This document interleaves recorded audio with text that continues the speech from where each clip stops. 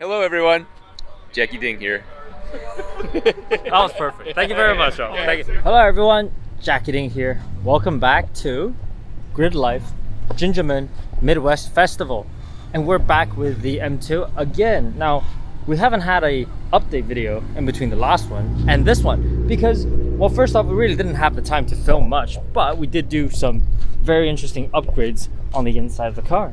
We've updated the driver and passenger seat now, both, plus a roll bar and the entire rear interior delete. First off, we use the VAC adjustable seat mounts with their slider setup and a kind of very nice mounting system for all the harnesses and such. I really wanted to get the car on the scale just to see how much it weighed, but we didn't have the time. I think it's gonna be around 3670, but I'm really hoping for 3650. Oh, dude, I'm on point. Not bad, not I'm bad. on point because I knew how much weight I chucked out of this dude. Not All right, bad. sweet. Last time, you remember, we actually drove and raced the car on the Cup 2s with Titan 7 wheels. This weekend, to start, I want to put the PS4s back on, the OEM PS4S BMW Star Spec back on the car, just to see what they would do on this track, kind of with as a benchmark. This car should be pretty much what the car was last weekend minus tire changes, and I obviously now have harnesses.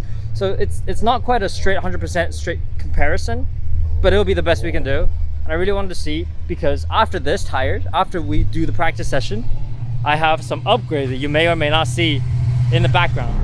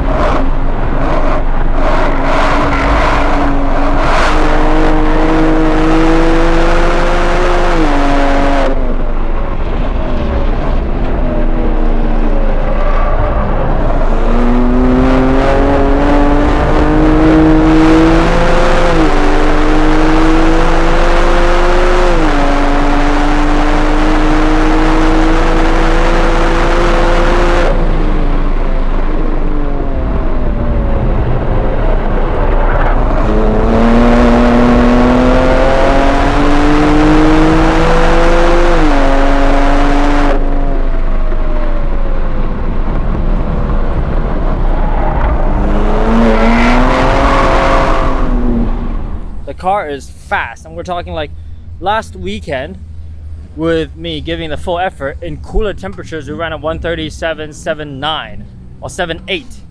The car on PS4S now, instead of the Cup 2s, just did a 137.79. It's actually gotten me really confused because driving wise, the Pilot Sport 4S's feel better than the Cup 2s. There's much less understeer. You can see it visibly on video. Going through corners, the car just turns in, responds to my inputs better. It doesn't make sense because that was a more track tire. Why is this is the street tire? And yet, well, obviously I'm more of an oversteery type driver. I like the car to move around a little bit, but the car actually felt that much better. And it, you know, this is stock wheels. This is the heavier cast wheels versus Titan 7s. I feel like I wasted my money on the Cup 2s. And if I did, well, you guys know, you probably don't want Cup 2s on the car. For some reason, the stock PS4Ss feel better, and they actually probably are faster. If you are like the type of driver who likes a little bit more understeer in the car, who likes the car to be a little bit safer, well, maybe the Cup 2 is for you, but it certainly isn't for me. So we're gonna try something else. We're gonna shift things to the oversteery side, and we're gonna show you that shortly. Let's show off the brand new wheels and tire setup we have going on the M2. This is a bit of a prototype, bit of a work in progress, but these are the Apex VS5 RS. Thank you to the guys at Apex for sending these over, helping us out on these. They're 19 by 11 inch squared. Oh, they're both on fitment? No, they're not. We had to space them out with a little bit of spacers from our friends at Motorsport Hardware. So the offset's a little bit TBD, work in progress, all that. It does mean that this setup with the millway camber plates set to around 3.5 degrees of camber clears our fender, clears damper, clears everything. It even clears the RKP fender liner. So full rotation, no problem. And we're talking 305, 30, 19 inch squared tire setup. Speaking of tires, we are using the Nankang CRS, which is our freaking baby that we have been using for the longest time. Furthermore, the 305 30 19 is a really popular size for, you know, your Mustangs and Camaros, and so there's a lot of available tires out there for this exact size. So which is why we think this size actually makes a little bit more sense than putting 18s on. I think with these we're gonna unlock that little bit more of the handling balance that I've been missing, that I need out of the turn-in response and the mid-corner grip that I need out of the M2. You know, 50-50 weight distribution for a car means you really want 50-50 tire distribution as well. They can't give it to you from factory because you die, but when you're building a race car, why not? So yeah, super excited to see this, and let's see how it works on track.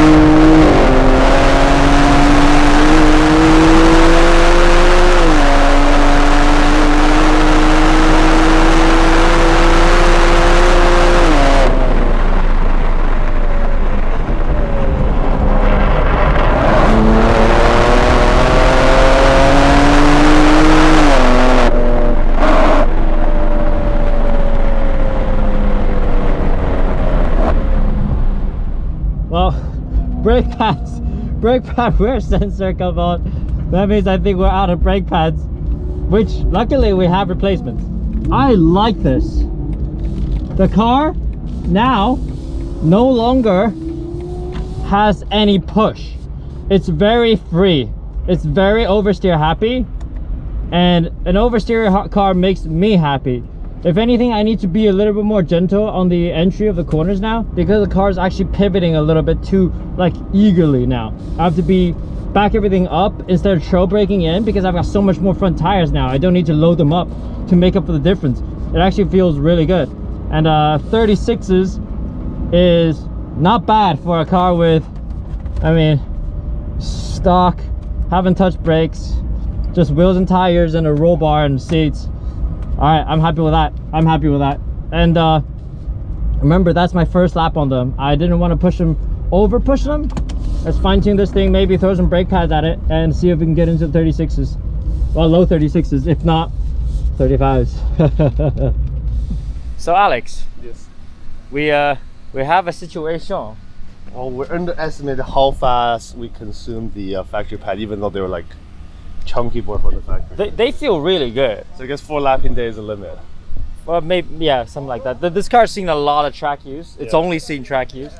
And the brake pads have had enough. There's There's like a good 20% left. 20%, yeah. from factory. And plus, like, the lower they wear, the faster they wear too. And of course, last weekend we brought the replacement brake pads that we're gonna use. And of course, guess what we didn't bring this weekend? My bad. So, We're gonna go grab it. so we're gonna go grab it. Luckily, we're leading Street GT right now with a banker lap on the VS5 RS with the 305 Nankangs squared and the stock pads. So hopefully by the time I make it back, it'll be time for qualifying. I don't really need more practice. It's freaking Gingerman. I think the car has a low 36 in it. So I just want to go get the pads, make sure the car is safe and reliable so we can hit it for the end of today and start of tomorrow. That means today is kind of a wash. Whatever. Practice is practice. And We're talking about practice.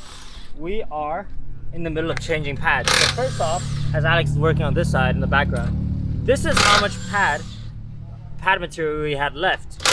And that, my friends, is not all that much. It looks like the middle is really worn, but the outside isn't really. Right? Usually for pads this big, that usually happens because if you look at the piston, we can probably look at it. It's like here, right? Yeah, it's really small pistons too. So when you compress the middle, it usually kind of like bows a little. Yeah. So it doesn't happen with the factory super pad. Remember when I had the stock pad? Yes. The middle of the road is always perfectly clean. Yeah, but the outside is yeah. it's So once you kinda switch same it to thing. like a stiffer actual pad, first of all you get more pedal feel. Well, not in this case, but most of the time you get a better pedal feel. But also you get more consistent basically pressure across the entire pad. Yeah. Yeah. Especially the lower the pad get, the thinner they get, the more bendy they become. It's true, because you have less material. So we are switching to these. These are the CSG C1, and then we'll have the CE1 endurance pad in the rear. This is the sort of same pads we use on our Supra. Actually, we've gone to the C1 compound late in the Supra development process, and we found that to be really nice. It's a good pad that has like a lot of like control over. Just look at the size of this. I want to do a size comparison. This is an iPhone 14 Pro Max. The brake pad is bigger than my largest, oh that's my girlfriend, larger than the largest iPhone we've got. that's quite impressive. All right, I'll put that in. Qualifying. This is the exciting one. Leading out, we have Ito again. Same C6 that defeated us at a Watkins Glen. Second place, Brandon, our customer. Street GT winner from South Carolina. That car ran a 36.4. The Corvette leading was a 36.2. This Corvette in front of us, the C8, beat us last weekend with a 36.2. This weekend he's running a 36.7. I'm at a 36.8. The Porsche behind is at a 37.1. So it's inches. Everybody is really, really close.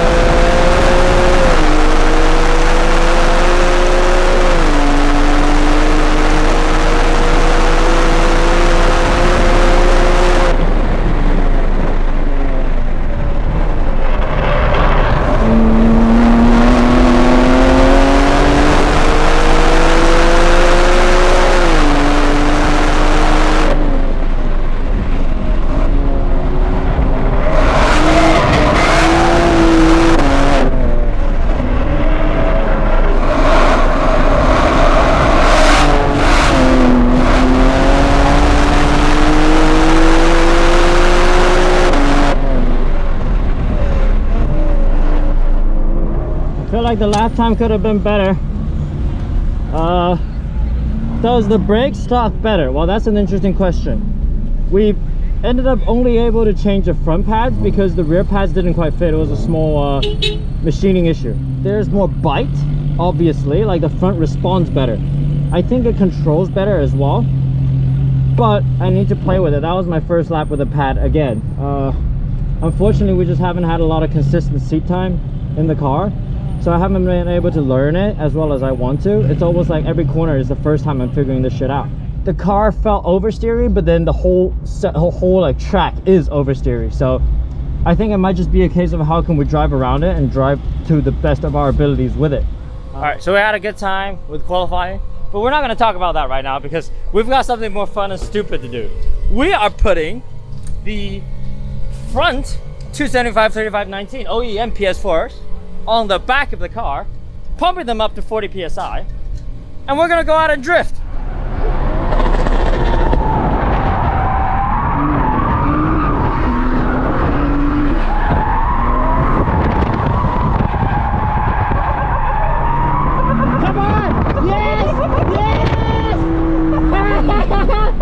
Here we are, Saturday.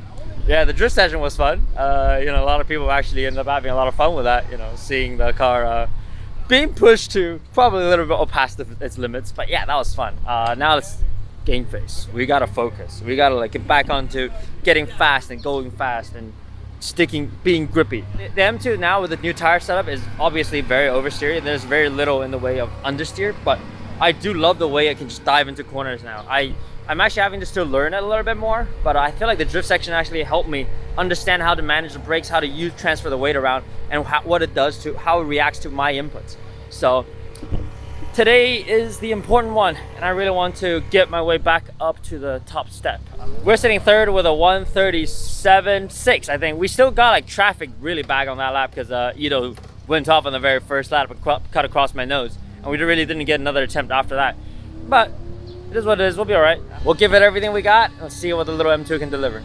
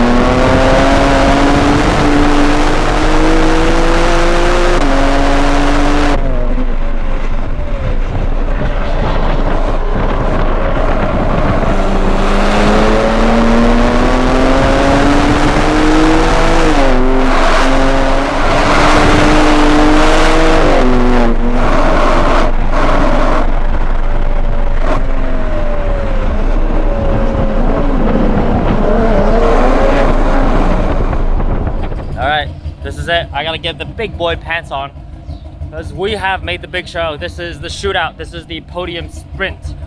5 drivers. Starting at the back, we have Andy Volko's C8 Corvette, who won last time we were here. Me in 4th place. Brandon, our blue Supra GT car, in 3rd. 2nd place is Kyle in the yellow 718 GT4. And up front, leading us all out, would be the silver C6 Z06. It's a fucking rough field. Everybody's super tight.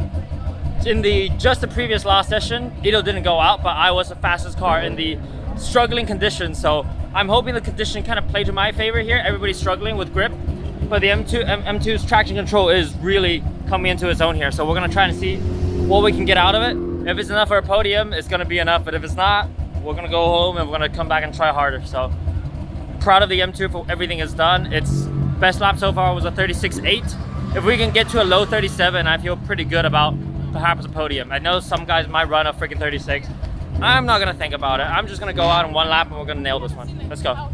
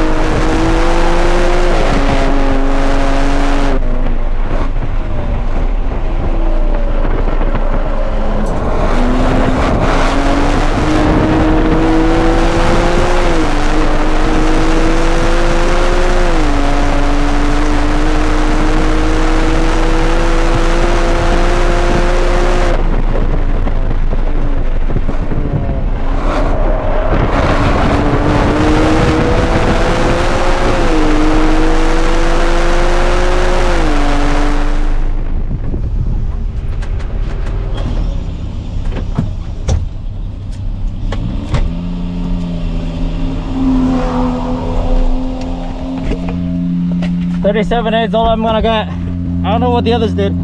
Did anybody else go quicker? So Brandon's on his 2nd lap. You got Volko for sure. Okay. Brandon's a 10th behind you right now. Oh fuck. I know. But if Brandon can't get us, the least I can get is P3. Oh shit, this is tight. This is tight. It's a 10th. Dad is still trying. He is still trying. Oh my! Like I said, I gotta come bring the camera. We gotta see this. I know, Brandon's still trying. Let's go to the hill. Let's go to the hill. Now we need to see if it's a podium or not. Oh my god, this is he's coming, he's coming. Come on, what is it? What is it? What is it? Come on. He did 996. Oh. 37? 996. He did 977. Oh, he's consistent. So we're on the podium. You're on the podium. Yeah. You just say which one on the podium. All right. Not bad, but not. No. Kyle's. All right, now it's Kyle. Come on. That's Kyle. No, come on. Is he on a hot one already? No, I think he's. No, I think he. No. This is his hot one. This is his first hot one. This is his. All right. What's his time? Come on, please be enough. Oh, 39? 9. Oh shit! All right. This is his first hot one. So he's coming. One more go. He's got one more. The conditions, man! I gave it everything. Brandon's gonna be. Well, he's third right now. So he's third right now. Yeah, he's third right now. Oh, there he is. Yeah. He's on. That's starting his first lap. Starting his lap. Yeah. If the camera is shaking, it's because my hand is shaking. I hate this one, man. What should I? It's intense, isn't it? This is a bit much. You like it, don't you? I love it. He's coming. Come on. Ooh, what's he gonna do? What's he gonna do? What's he gonna do? No, 38.7. 38.7. Oh, we're on the podium! We're all on the podium! Alright, second. Alright, here we go. This is a real one. Alright, this is the one that matters. He went 2 off too. Yeah. 2 off doesn't matter. Oh, that's big sideways. Big sideways. Alright, that's his first hot. Yeah. What's he gonna do? What's he gonna do? I don't know, that car's still fast. Oh, he's only 38.5! 38.5! We're provisional 1-2 right now. Right now. Wait. Yeah. We're 1-2. Ito just did a 38.5. Oh, holy shit! Come on! What? Yeah, Kyle's done. He's done. He's done his 2 laps. Yeah, we're 1-2 right now. Kyle didn't get Brendan. We're 1-2 right now. Come on. You know, this is the thing with this new format, right? Anything's possible until Anything's it's done. possible. Yeah, anything's possible until it's like done. Brandon was like, Oh my God. He was asking me, did Jackie beat me? I'm just like, Yeah. yes, by a little bit. He's like, Oh, here we go. He's coming. wait, what did, I don't know. No, this is there. what's he doing? Oh, that's a clean exit. Yeah. What did it? No, he sounds. Oh, you got you. Ah, By half a 37.2. second. That. All right, that's pretty good. All That's pretty good. right, so 2-3. Alright, 2-3. 2-3. Good stuff. Good job. Good stuff. Double podium. Double podium, my guy. Oh. We pulled that one out of the fucking Did you get ass. it? Yeah. You're second? I got second, you got Fuck third. yeah, awesome. Woo! Street GT on my list, and this was also a class that we were trying to fill a hole for a bunch of cars that weren't super competitive because you didn't want to bolt 2,000 horsepower onto your new car, but you also, were too fast for street 5 years ago. So Street GT found a good home. P3 I feel extremely with the Supra, Mr. Brandon Hodge with a 37.977. Nice job, bud. Here, switch me. 37.977. Got bested by his buddy Jackie Ding in the M2 with a 37.887. Less than a 10th. Solid. Oh, wait, where's... In front of the 37.887, it's a 37.274. Ito Waxman, also instructor. Thank you, Ito. Also a track record, Kyle says. That is an amazing outfit too, Ito. I mean, it is incredible. Street GT. Up next, Street Mod in P3 with a 30. And there we have it. Pulled that one out of the bag. Last freaking chance. Gave it everything, but it was so close. Brandon and I had a great fight. It came down to 900ths of a second that I got him by. But really happy to end up with a PhD 2 and 3. It would have been better if it was 1 and 2, obviously, but we were trying, and it wasn't gonna go that way. Ito's car just had a little bit more ultimate performance, and even though he struggled the first lap, he still managed to get us by around half a second, which props to him. Freaking great job. Suspension needs to be next. There's quite a bit of rolling. You can see the diving from the onboard and all that. You can see how the car is moving around. And we're not doing power, Alex, are we? Not yet, but... We're not doing the easy way. Not yet. Yet. Here's the interesting stat I love throwing out, because Brandon on the back straight did 139. Ito, with the C6Z full built motor, ran around 142, 145 on the back straight. Yeah, we're touching 132. So there's a gap there, and we can fill it. Yes, we know. A flash tune on the ECU will solve that, but that's the easy way. And we at PhD never takes the easy way of just horsepowering it. We want to find the limit of the chassis, find the limit of the brakes, find the limit of the wheels and tires, find the limit of the suspension, as we did right now, and now slowly upgrade further. Let's keep pushing with the stock engine, with the stock power that we have, and just see what we can get to. Give us a score, Alex. What do you think this weekend? How do you think we did? Solid 9. Solid 9. Yeah. I'll give myself a solid 9. I'm pretty happy with that one. P2 for the M2 again. This is our second place. See you all next time.